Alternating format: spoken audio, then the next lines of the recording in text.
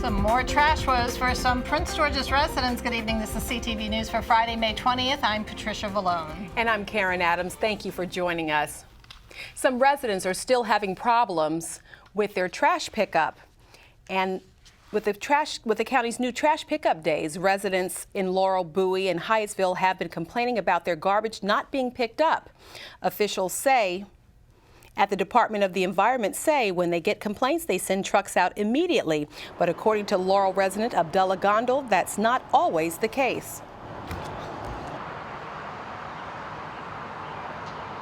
I called the 311 number, was on the hold for a really long time, and then afterwards I finally got a hold of a lady, and basically she said my only alternative was to file a complaint, and so I did. And nothing has happened. Nothing has happened so far. My trash is still there. It's such an inconvenience. What have you been doing with your trash? Well, what I've been doing is like I wait till it's all piled up, then I put it in my car and I take it to like a near gas station or maybe like a dumping site, and we have to throw it down there. And it's just a hassle, you know, you got to put on the gloves. It's just messy because it's been raining, and then it makes a little bit of an odor in the car, so it's such an inconvenience. With the new collection system, workers only pick up waste once a week instead of twice.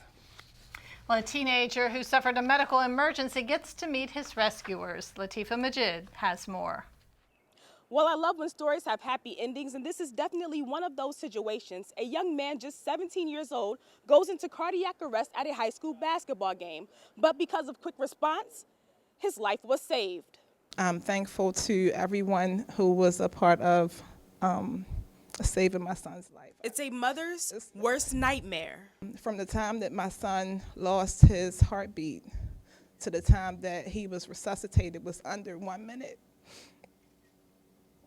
It was under 1 minute. On March 31st, Tyreek Johnson was playing basketball at Gwynn Park High School when he went into cardiac arrest. I remember we were scrimmaging, and I remember I was really tired, and I decided to put my hands on my knees. And you know how coaches are. Coaches, they're going to fuss at a player for a minute. So I was getting a break while I was fussing at one of my teammates. And that's the last thing I remember. With 7 D1 scholarship offers, his newfound heart condition will prevent him from playing. He regained consciousness when we're getting an IV on him. And he's not a little guy. So he started kind of being combative and cooperative with us. At first, he kept on sitting up, unbuckling himself, saying he wanted to get back in the game. Hypertrophic cardiomyopathy, so basically it's a part of his heart that's a little too thick. And typically they do see that in athletes just from working out, kind of like your heart is a muscle too. So the same way your other muscles get bigger when you work out, your heart does too, but his is a little bit too thick. Although his life has changed, he remains positive and grateful for the people who gave him another chance. It definitely feels a lot better than not being here. And I got to appreciate that everything happened the way it did. Now, although Tyreek can't play basketball anymore, he says that he still wants to go to college, but instead of going to the NBA, he wants to become a radiologist so that he can help people like himself. In Landover Hills, I'm Latifah Majid, CTV News. And employees with disabilities will soon be paid the going hourly rate. Yesterday, Governor Hogan signed legislation that prohibits any new businesses from applying for state certification to pay sub-minimum wages. Rob Malone of the Arc of Prince George's says there are both pros and cons to the change. County's minimum wage goes higher than the state.